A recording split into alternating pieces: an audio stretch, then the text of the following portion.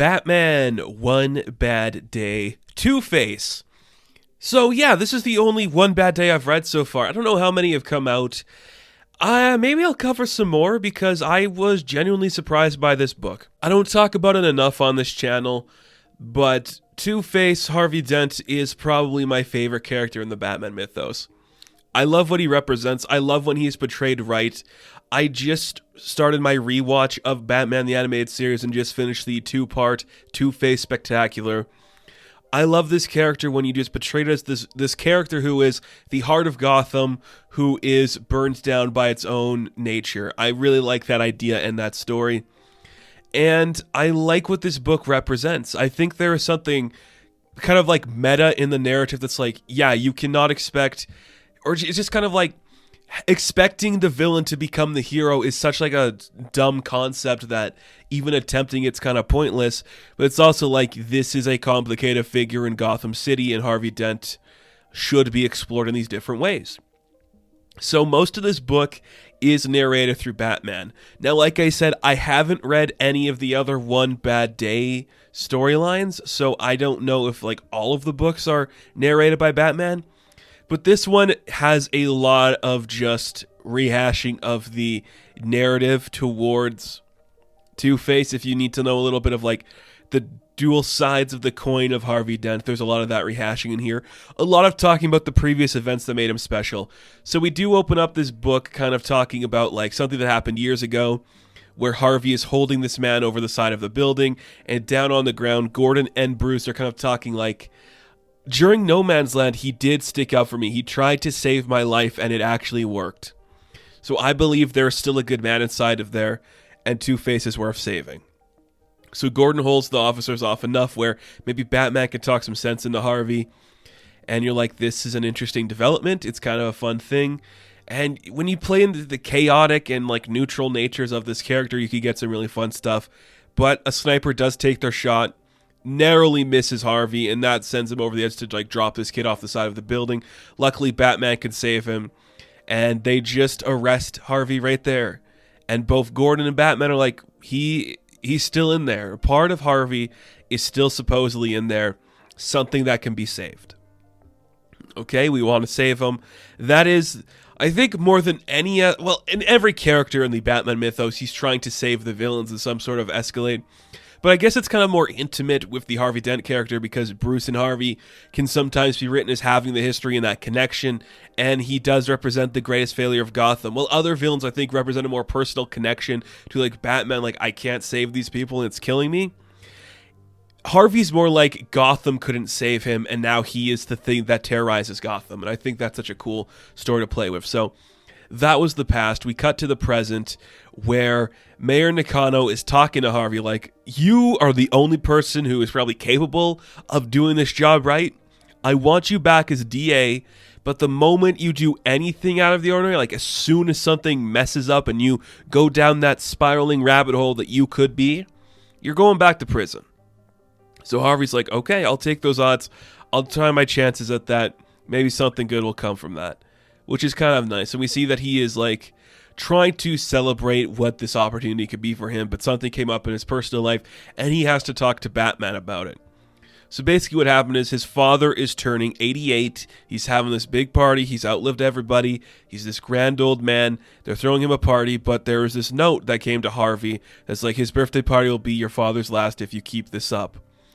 It's a threat. Somebody's planted this for Harvey to find, and it's like, okay, my father has been through a lot. I wanted to keep him out of this business as best I can.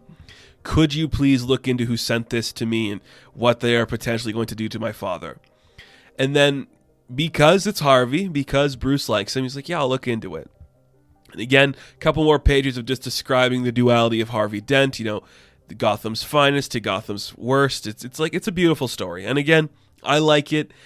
To me, and it's just to me, I understand why Joker fanatics have their Joker thing, but Harvey and Two-Face is Batman's archenemy because there is the Shakespearean connection to that duality. And I guess you could say there's like the Shakespearean thing between Batman and Joker being these opposing forces, but I think Harvey is more of like the villain to Bruce, if that makes sense, and they have that connection in there.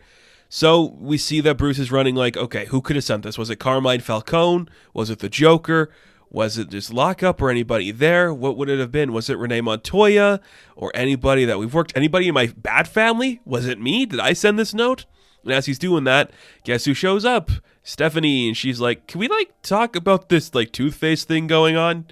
Maybe not in the Batcave though, somewhere we could actually talk. And what ensues is a conversation where she's like, on a meta level, should we let villains become heroes? Is that a cool thing to do in terms of books? Is that something we want to see?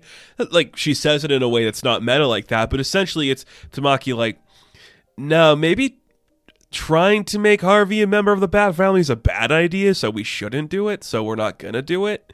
Okay, maybe that's dumb. And I'm that is fair. That is fair. I understand the need to try if you are a writer where you're I can make this person a member of the Bat family. It's worked a few times where it's Harley Quinn, Poison Ivy, that's its own, discourse though. Clayface, I guess, essentially. It's interesting. Then we see Harvey is meeting with his father, and his father's well, can we try to keep this light? Not any of your weird shenanigans that you've done before for this party. Already the father's just clearly uncomfortable with the presence of his son. And that plays into the entire theme of the book, which I really like to see. And kind of with the theme of his father has remarried this woman, her name's Deirdre, and she is kind of fixated on that idea of beauty as well as the father. And the one line we see of her by herself, she's I wonder if he could get plastic surgery to fix that. You're yeah, maybe. But now it's the night of the party. We got the Bat family on alert. Everybody's going to be just keep an eye on the events happening down there. You see Harvey's meeting with his father. Everything's going smooth, Dad. Nothing's going to go wrong. Everything's going the way we want it to. We see that Cassie is kind of Cass is kind of brought in to be one of the people on the floor watching the events. Bunch of balloons celebrating 88. It's all kind of impressive. Quiet little get together for all these people. Very fun, very cool. Father wants to make a big toast. Everything's going to go nice. He's we've come a long way, and we're still coming a long way. This entire night's about legacy, and that's the theme of this book, the legacy of Gotham, of villains, of Batman. Kind of fun to see that. And everything's going well. Everyone's celebrating the party.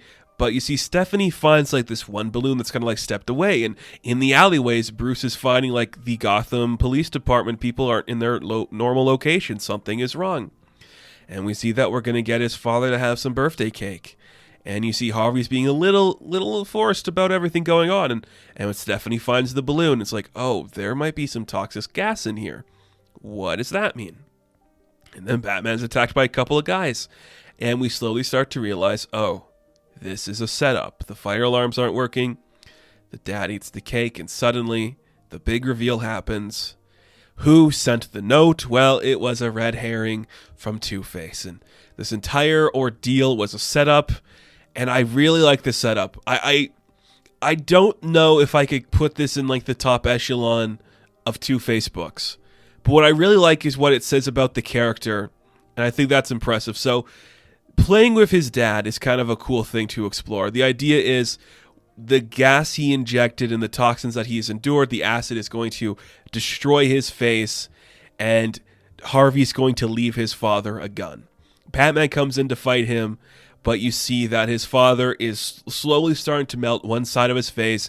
His wife Deirdre's what have you become? She's disgusted by him. And this is all just Harvey setting up his father to shoot himself. So his father kills himself, but Harvey's that was it. He made his choice. He knew what he was doing. That's what this was all about. Which I think is kind of a fun idea. And that's this thing, that this is the entire idea of the book, and I'm sure this is why Tamaki got the book. Her idea for Two-Face was it's not about the duality of him, it's about the black and white nature of the people in his life. Because he calls Batman out when he's in his prison cell. He's you are exactly like my father. You guys see the world as black and white. You all see what I could be. What you don't know is this has always been who I am. Even as Harvey Dent, I was still Two-Face inside of me. Everything about me has been this. I can't change this. This is who I am. I'll always be this. You think I could do this without complications? He's I am Harvey Dent. Harvey Dent is Two-Face. I am always Two-Face. You want to think there is some man named Harvey untouched by pain, some man who could still be saved. My father wanted it too. He wanted a piece of the past that never was, an image untouched by scars. My father hated it so much he would rather die than be anything other than the upstanding citizen that was Harvey Dent Sr. It made him easy to kill. I just made it a party. I'm like, yes. Yes, that's it. The thing is like this was always in Harvey, but Gotham broke him to this point. That is a good story. And it's like his father wanted him to be the person that he never was. And that is also what Bruce wants. That's what Gordon wants. That is what everybody wants from Harvey. And what Harvey is saying to everybody is like, that has never been who I was. You all think I was the sunny shining side of Gotham. But I'm not. I was always this broken thing. And I really like that. And he asked Bruce about his legacy. He's like, my father's dead. He wouldn't matter. It's like, that's right. You're a man frozen in time. Doesn't matter. Like, you're as broken as me, doing your own thing. At least I know what my legacy is, and I'm not living in the shadow of my father's. I like that. I think that's it's a strong idea for Harvey. Like, saying he's going to go straight, and then the idea is like, I never was straight. You all just have this idealized version of me in your head. I think that's a really fun concept. And it's him getting the one-up on everybody in his life. I think that is something to explore. And then the book just kind of ends with like Bruce still not giving up on him. There's no reason to give up on him. He's like, still somewhere in there. Harvey Dent is my friend and he is my enemy. And until we meet again, who's to say? And the book ends with a nice little page where it's just Harvey flipping the coin to prison like, will we meet again, Batman? And he catches the coin and we never see the result, knowing the game can never end. And this is kind of fun. I don't know why it's like one bad day. It's not really like the one bad day of Harvey. I guess it's like the one bad day of his dad? I don't know. I guess it's just like, oh, we need to write a Two-Face story and we're going to put it in the one bad day banner. That's fine. If this is what it takes to give us more Two-Face, I'll do it. I love it. I've said this before. If anybody at DC wants me to write a Two-Face story, I have a bunch of pitches just waiting to be used. So please let me do it. Please let me do it. I think it'd be great. And I really enjoyed this story, actually. I didn't know what to expect. It surprised me on every turn. Interesting. Very interesting stuff. I like the idea. I think it's fun. It's fascinating. The artwork is very cool. The writing is actually sharp. I've had issues with a couple of the people involved in this book before. Not the best work from them, but I like it. I really dug this book. So Batman, One Bad Day, Two-Face, number 1, a mouthful if I ever heard it. I am going to give an 8 out of 10. Now, thank you guys for watching this review. Be sure to like and subscribe to the channel. As always, you can check me out on Instagram, TikTok, and Twitter. And as always, I will catch you in the next one. Have fun. Stay safe. Good luck.